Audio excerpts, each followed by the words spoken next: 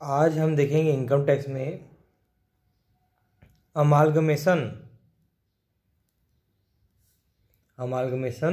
And it's tax implications.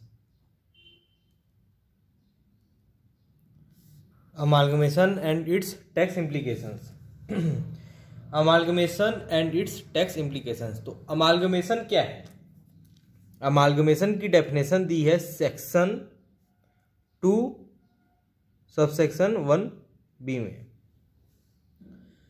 Amalgamation की definition है कि amalgamation in relation to companies, amalgamation in relation to companies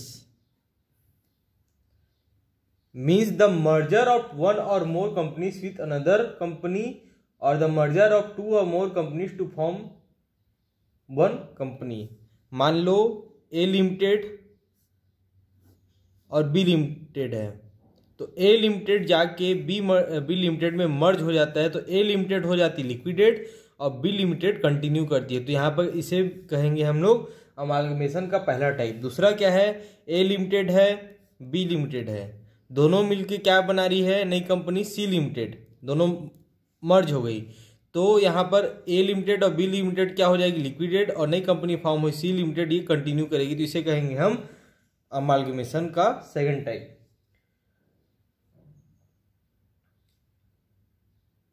इसमें amalgamation के लिए 3 कंडीशन फुलफिल होना जरूरी है। पहला क्या?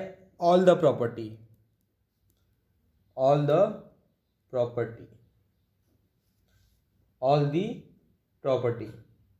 तो इनकम टैक्स में अमालगमेशन उसी को कहेंगे, और अमालगमेशन का बेनिफिट उसी कंपनी को मिलेगा जिसमें all the property of the amalgamating company, all the property of the amalgamating company, all the property of the amalgamating company.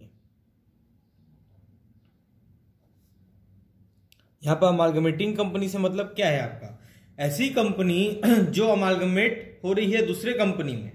जैसे यहां पर एग्जांपल में पहले केस में ए लिमिटेड हमारी अमालगमेटिंग कंपनी है और बी लिमिटेड हमारी क्या है? अमालगमेटेड कंपनी, अमालगमेटेड कंपनी।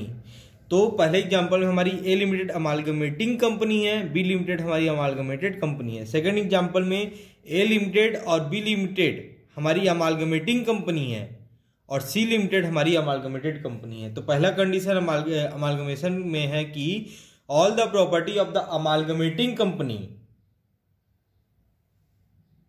और companies immediately before the amalgamation becomes the property of the amalgamated company by virtue of amalgamation. तो all the property of the amalgamating company becomes the property of the amalgamated company।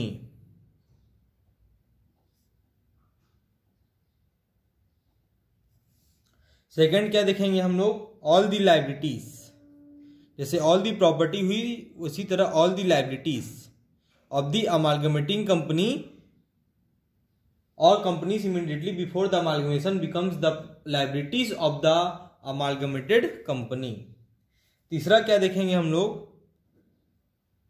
Amalgamation में income tax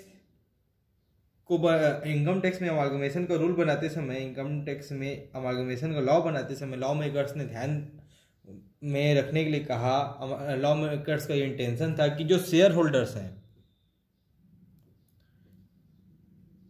कम से कम at least, that is share holder at least 75% of value of shares in amalgamating company become shareholder of amalgamated company by virtue of amalgamation। तो जो share holder है अमालगमेटिंग company के, उसके कम से कम 75% जो शेयर होल्डर्स हैं वो शेयर होल्डर बन जाएंगे इनके अमालगमेटेड कंपनी के।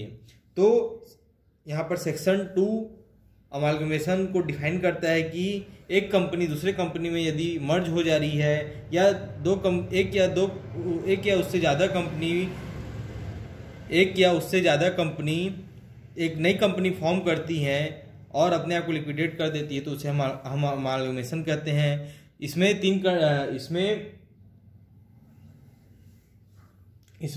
तीन मेन पॉइंट है कि all the property of the amalgamating company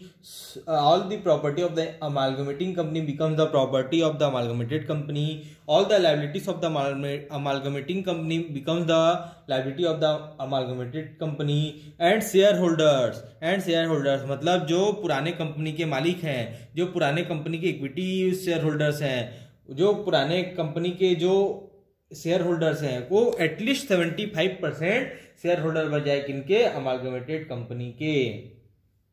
ठीक है, एक एग्जांपल लेते हैं, जैसे ब्रुक बॉन्ड इंडिया लिमिटेड, ये अमालगमेट हुई थी हिंदुस्तान यूनिलीवर से, हिंदुस्तान लीवर लिमिटेड। तो बुक बॉन्ड इंडिया लिमिटेड क्या हो गई, हमारी अमालगमेटिंग कंपनी हो गई, और हिंदुस्तान लीवर हमारी क्या हो गई, अमालगमेटेड कंपनी। इसी तरह एक्स लिमिटेड